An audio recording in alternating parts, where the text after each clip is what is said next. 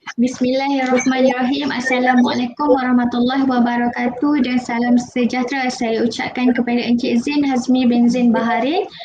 Dan hari ini saya dan ahli kumpulan akan membentangkan tugasan 3 untuk kursus teknologi dalam pengajaran dan pembelajaran EDUP 3053.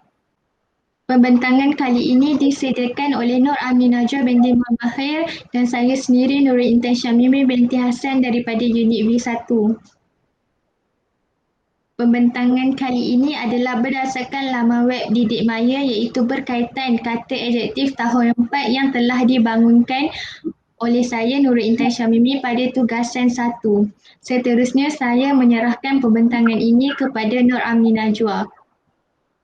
Baiklah, saya akan menerangkan sedikit tentang apa itu model Asia sebagai pengenalan. Seperti yang kita tahu, model reka bentuk merupakan satu proses perancangan dan pembinaan yang sistematik. Oleh itu, sebagai seorang guru, model-model ini dapat dijadikan panduan sebagai pemudah caraan menyediakan bahan dalam proses PDP. Antara model reka bentuk ialah model Asia iaitu model yang berorientasikan bilik darjah. Hal ini kerana terdapat pelbagai cara yang dapat digunakan oleh guru dalam penyampaian pengajaran dan pembelajaran dalam bilik darjah. Sebagai contoh, menggunakan bahan daripada pelbagai sumber, menggunakan teknologi dan juga menggunakan multimedia. Terdapat 6 langkah dalam model Asia ini yang dapat dilihat secara jelas melalui perkataan Asia itu sendiri. Jadi, apa makna di sebalik perkataan Asia itu? Dapat kita lihat dalam slide ini seperti yang dinyatakan, terdapat 6 langkah dalam model Asia. Yang pertama, analyze learner, analisis pelajar. Seterusnya, state objective, menyatakan objektif pembelajaran atau hasil pembelajaran yang perlu dicapai oleh murid. Seterusnya, select method, media and materials iaitu pilih kaedah, media dan bahan sumber. Utilize media and materials, gunakan media dan bahan sumber. Require learner, melibatkan pelajar secara aktif dalam pembelajaran. Dan yang terakhir, evaluate and revise materials iaitu nilai dan semak semula. Jadi pada pembentangan ini, kami akan menerangkan bagaimana laman web yang digunakan dalam PDP dalam bilik darjah berpandukan model Asia ini. Seterusnya saya serahkan kepada Intan. Pertama ialah analyze learner iaitu analisis pelajar. Langkah ini sangat penting kerana daripada langkah ini ia membantu guru untuk mengenal pasti ciri-ciri yang ada pada murid beliau dan kaedah serta bahan yang boleh digunakan dan dipilih untuk sesi PDP untuk mengajar murid beliau tersebut. Terdapat 3 aspek utama untuk menganalisis pelajar iaitu yang pertama ciri-ciri umum pelajar, pengetahuan ataupun pengalaman sedia ada dan gaya pembelajaran pelajar itu sendiri. Ciri-ciri umum pelajar adalah berkenaan mengenai guru haruslah mengambil kira mengenai tahun, kelas, kawasan tempat tinggal dan kebolehan kognitif murid-murid. Misalnya, laman web yang telah dibangunkan adalah bertujuan untuk digunakan untuk mengajar murid tahun 4 daripada kelas 4 terbilang iaitu kelas yang paling hadapan untuk memahami dan mengetahui secara lebih lanjut mengenai kata adjektif yang terdapat di dalam DSKP tahun 4. Seterusnya ialah kawasan tempat tinggal adalah berkaitan mengenai sekiranya murid-murid tersebut ataupun sekolah tempat yang cikgu tersebut mengajar adalah kawasan pedalaman. Jadi mustahil untuk cikgu itu menggunakan laman web sebagai bahan bantu mengajar kerana sudah pasti akan terdapat gangguan teknologi, gangguan internet ataupun guru tidak dapat mengakses laman web tersebut dengan baik. Tetapi sekiranya kawasan tempat tinggal murid itu di kawasan bandar dan capaian internet adalah sangat baik. Jadi penggunaan laman web ini merupakan perkara yang sangat disarankan untuk digunakan kerana ia merupakan salah satu teknologi maklumat komunikasi yang sangat dituntut dalam PDP pada hari ini, dan akhir sekali ialah kebolehan kognitif murid-murid. Yang kedua ialah pemilihan bahan yang tidak mementingkan mana-mana kaum adalah penting untuk diberikan perhatian. Hal ini kerana saya tahu bahawa murid tahun 4 daripada kelas 4 terbilang mempunyai kepelbagaian kaum. Jadi bahan yang saya telah gunakan, saya memberikan contoh laman web tersebut mengandungi contoh-contoh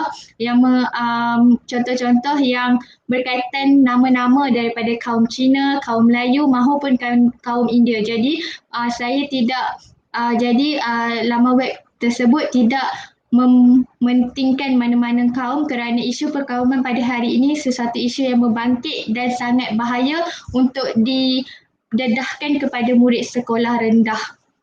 Seterusnya ialah pengetahuan ataupun pengalaman sedia ada murid. Seperti yang kita sedia maklum, topik kata adjektif ini telah diajar daripada semasa murid tahun 3, tetapi dalam DSKP untuk tahun 3 hanya 3 kata adjektif sahaja yang diberi fokus. Namun untuk tahun 4 terdapat 4 kata adjektif yang diberi fokus dalam DSKP, iaitu kata adjektif cara, perasaan, panca indera dan juga waktu.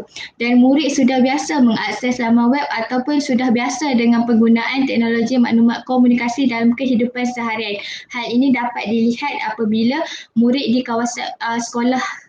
kawasan yang mempunyai capai internet yang baik, mereka menggunakan laman web ataupun present yang terdapat dalam komputer dengan baik sekali. Tambahan pula pada zaman pandemik COVID-19 pada hari ini, murid sangat-sangat terdedah dengan penggunaan teknologi maklumat komunikasi, tetapi berkemungkinan tidak begitu menyeluruh. Jadi dengan adanya penggunaan laman web ini, ia secara tidak langsung dapat menambahkan ilmu baharu kepada mereka dan menambah baik ilmu yang lama tu. Macam tu. Seterusnya ialah membantu guru untuk memberi pengalaman baru yang bermanfaat kepada murid. Ini yang macam saya sebutkan tadi.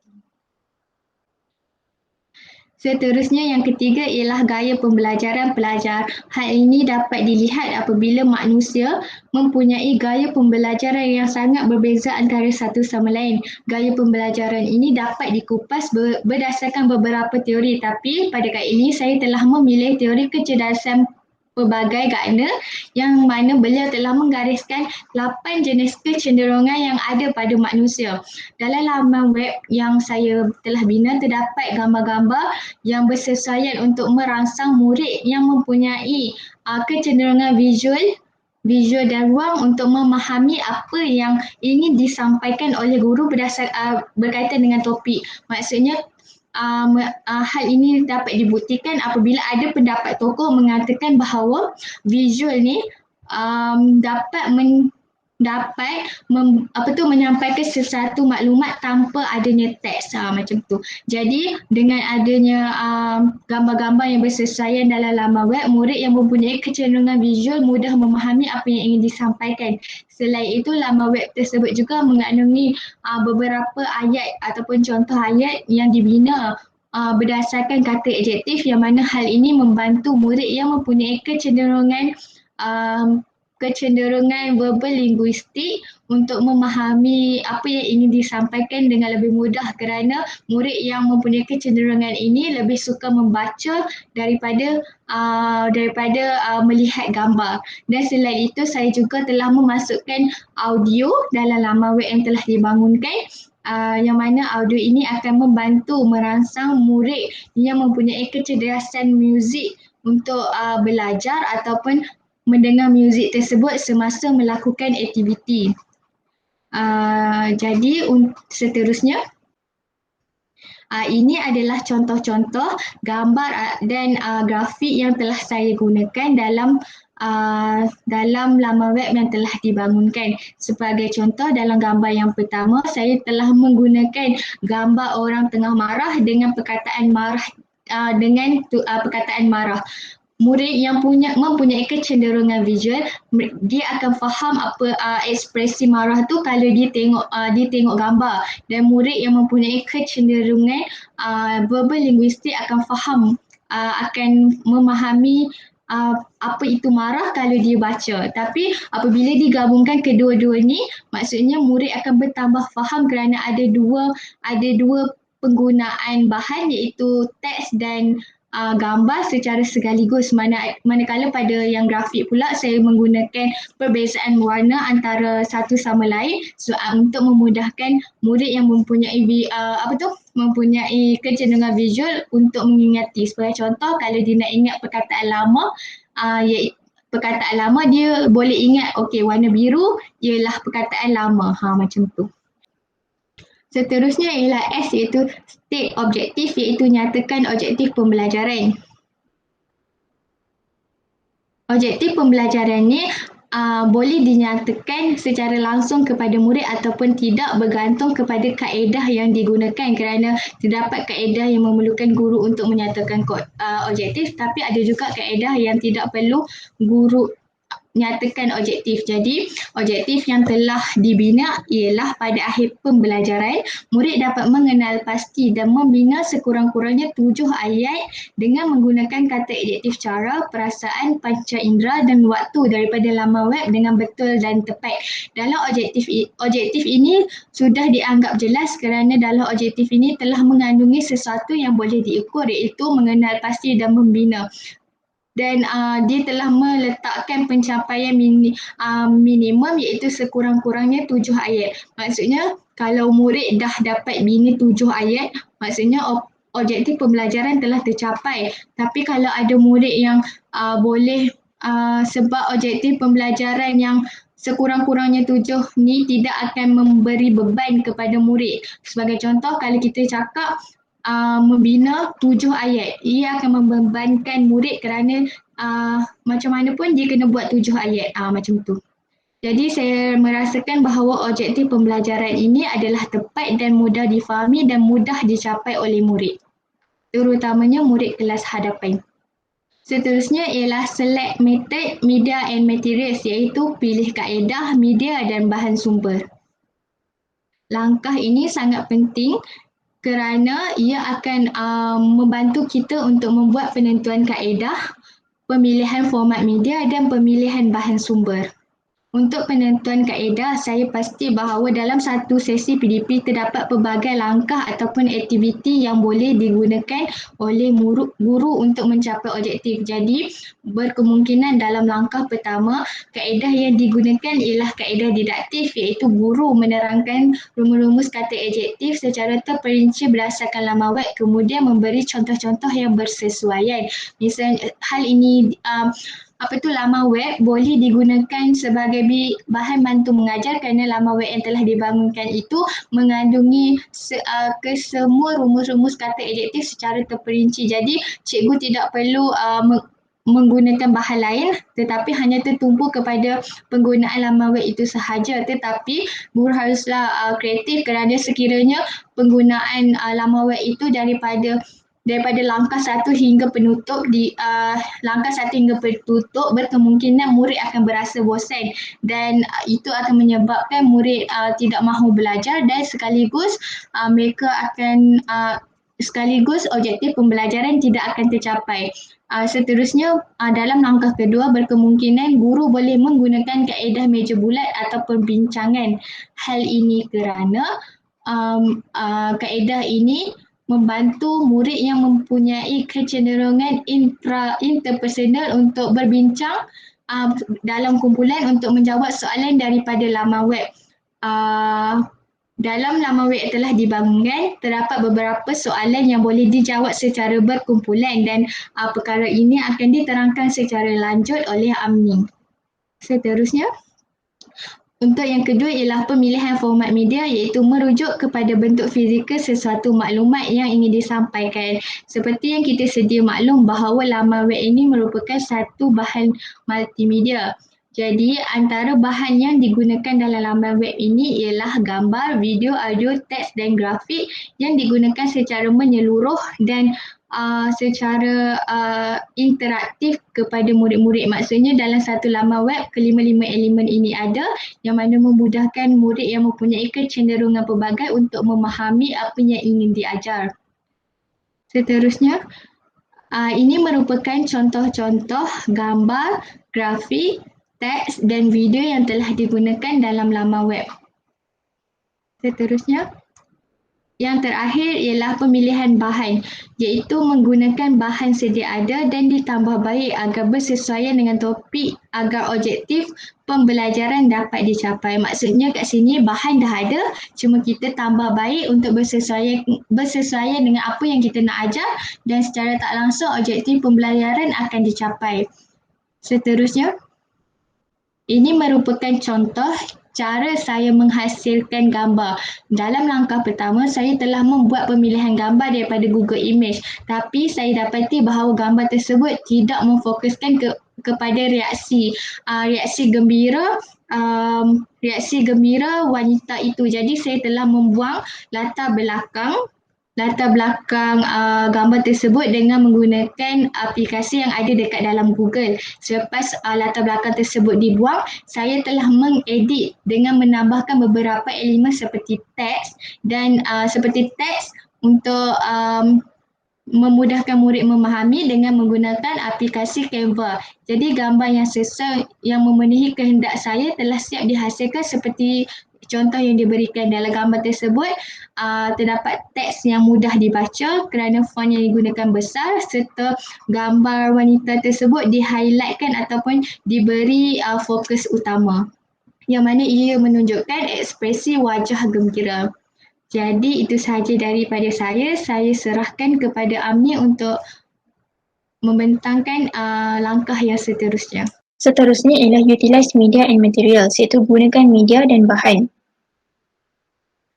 Dalam langkah ini terdapat 5 perkara yang diutamakan. Yang pertama ialah guru perlu semak, pratonton atau mengkaji bahan sumber sebelum digunakan dalam kelas. Hal ini dapat membantu guru untuk memastikan bahan tersebut benar-benar sesuai dengan kumpulan pelajar sasaran, bertepatan dengan objektif pembelajaran, tiada unsur sensitif dan negatif serta berada dalam keadaan yang baik.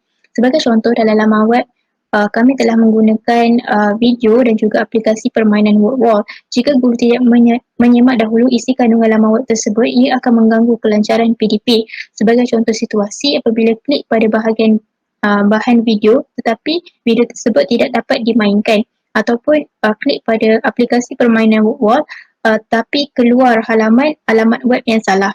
Salah satu isu yang berkaitan dengan iklan-iklan yang berunsur negatif dipaparkan. Oleh itu, guru perlulah menyemak dahulu penggunaan bahan sebelum digunakan dalam pengajaran di dalam kelas, seperti mendapatkan maklum balas daripada guru lain sama ada bahan tersebut dapat digunakan ataupun tidak.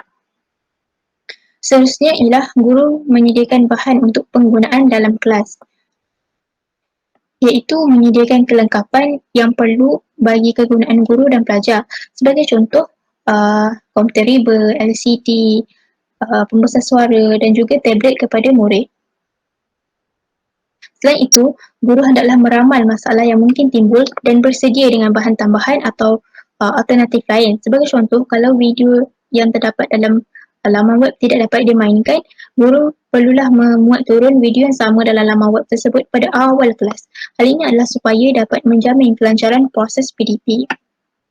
Seterusnya ialah sediakan persekitaran yang sesuai untuk penggunaan pembelajaran dalam kelas. Perkara ini merujuk kepada bagaimana bahan sumber yang digunakan dapat dicapai atau digunakan dengan mudah oleh murid.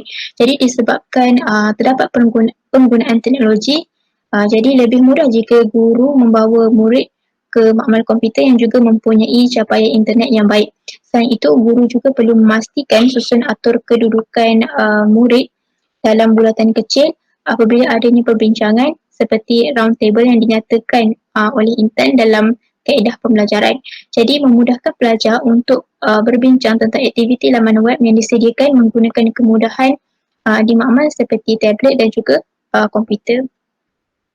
Seterusnya ialah sediakan pelajar untuk mendapat manfaat daripada bahan sumber dan sediakan pengalaman pembelajaran bagi pelajar. Dua perkara ini berkait rapat antara satu sama lain. Guru perlulah menyediakan pelajar sebelum pembelajaran bermula dengan menyatakan objektif pembelajaran yang perlu dicapai, apa yang perlu mereka lakukan, apa yang akan digunakan dan sebagainya supaya murid ni dapat mengetahui apa yang mereka perlu lakukan dan bersedia untuk menggunakan pengetahuan sedia ada.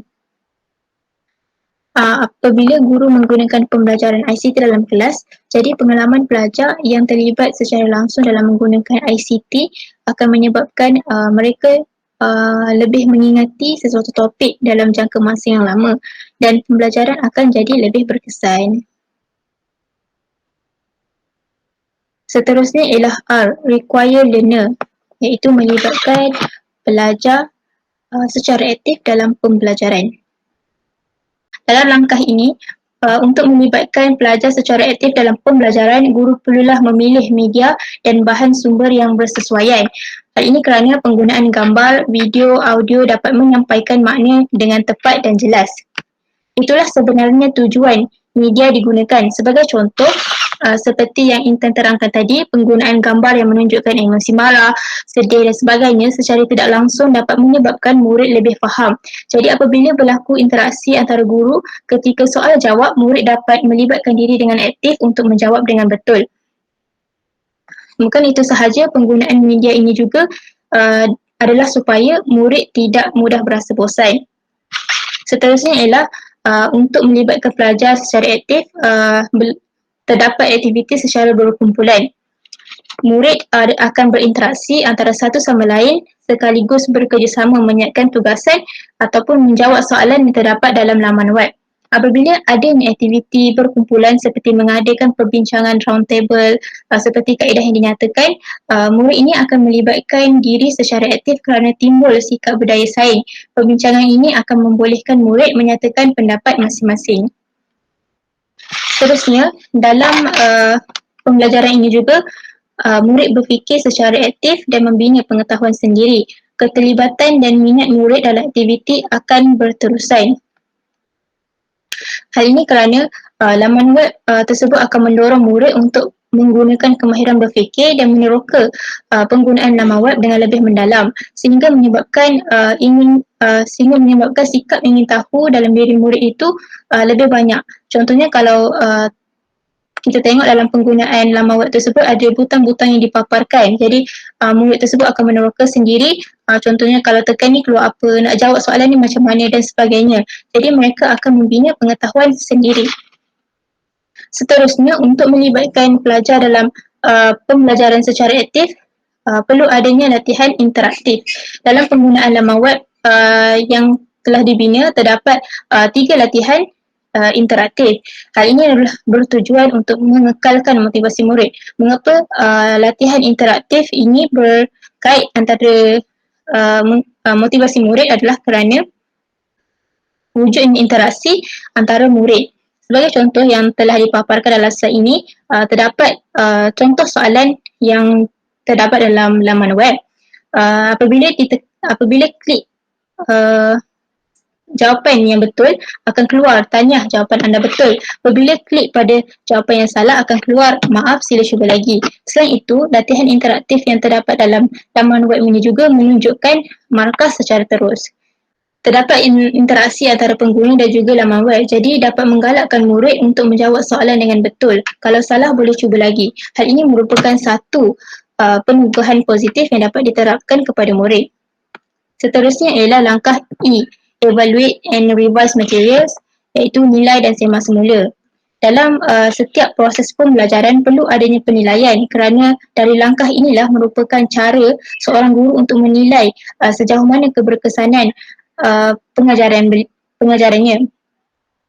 Penilaian ini dapat dilakukan melalui penilaian formal seperti kuis atau uji minda secara individu. Yang kedua, penilaian juga boleh dilakukan secara informal seperti pemerhatian daripada guru, soal jawab dan hasil kerja murid.